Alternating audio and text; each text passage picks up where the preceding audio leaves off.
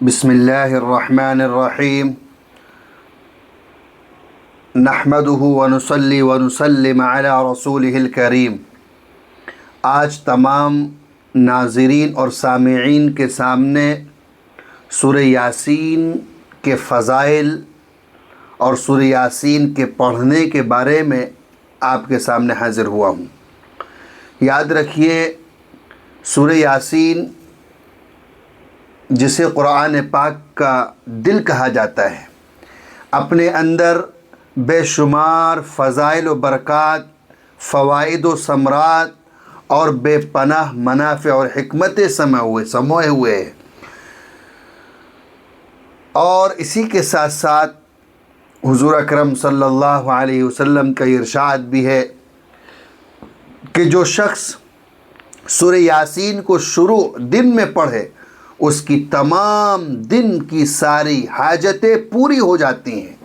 ایک روایت میں آتا ہے کہ ہر چیز کے لیے ایک دل ہوا کرتا ہے، اور قرآن مجید کا دل سورہ یاسین ہے۔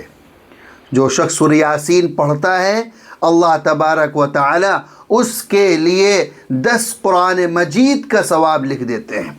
ایک اور روایت میں آتا ہے کہ اللہ تبارک و تعالی نے اب سورہ طٰہٰ اور سورہ یاسین کو آسمان اور زمین کے پیدا کرنے سے 1000 سال پہلے پڑھا۔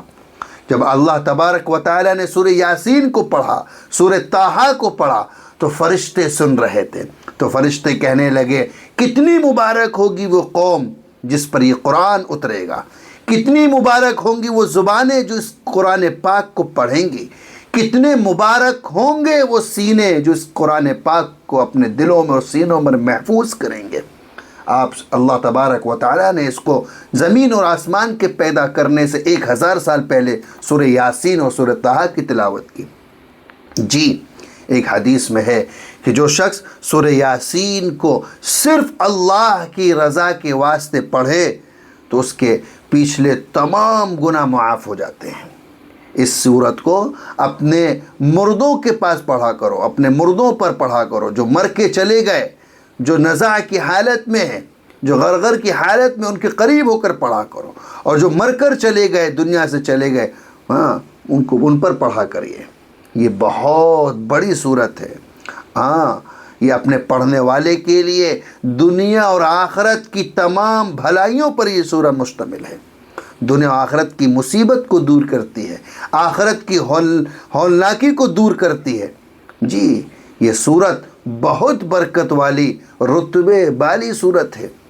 ایک روایت میں ہے کہ حضور صلی اللہ علیہ وسلم نے فرمایا، میرا دل چاہتا ہے کہ سورہ یاسین میرے ہر امتی کے دل میں ہو، میرا دل چاہتا ہے۔ ایک روایت میں ہے کہ جس نے سورہ یاسین کو ہر رات میں پڑھا پھر مر گیا تو شہید مرا۔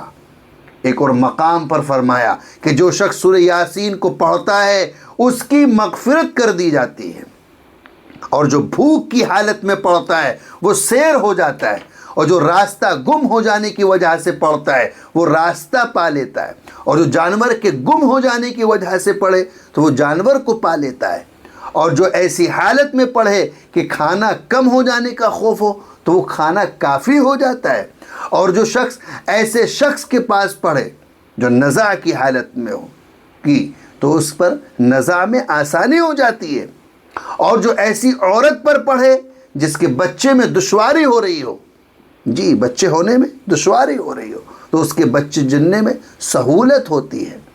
یاد رکھیے، سورہ یاسین جو پڑھتا ہے اس پر خوف نہیں ہوتا، اس کے اوپر سے خوف جاتا رہتا ہے۔ بہت ساری روایتیں سورہ یاسین کے سلسلے میں ہیں۔ جس نے سورہ یاسین جمعے کے دن پڑھی اور پھر اللہ سے دعا مانگی تو اس کی دعا پوری ہوتی ہے۔ حضرت مولانا اشرف علی تھانوی رحمۃ اللہ علیہ نے لکھا ہے کہ جو شخص صبح اور شام سورہ یاسین پڑھ لے تو اس کو شام تک کوئی پریشانی لاحق نہیں ہوگی، اور جو شام کو پڑھ لے تو اس کو صبح تک کوئی پریشانی لاحق نہیں ہوگی۔ یاد رکھیے، سورہ یاسین کے بہت فوائد ہیں، بہت زیادہ اس کے برکات و ثمرات ہیں۔ سورہ یاسین ایک ایسی عظیم الشان صورت ہے اور ایک ایسی نعمت ہے کہ جس کی روزانہ تلاوت کرنے والا، ہمیشہ ورد رکھنے والا، مشکلات اور پریشانی میں پڑھنے والا کبھی نامراد نہیں رہ سکتا۔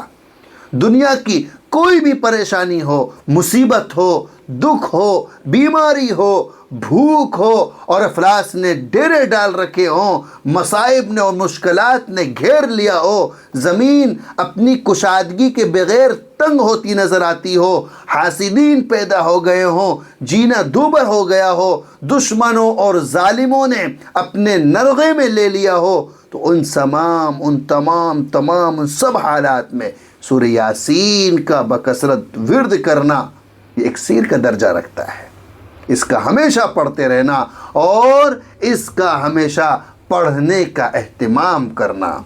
اللہ تعالی ہم سب کو سورہ یاسین کی تلاوت کرنے والا بنائے۔ السلام علیکم ورحمۃ اللہ وبرکاتہ۔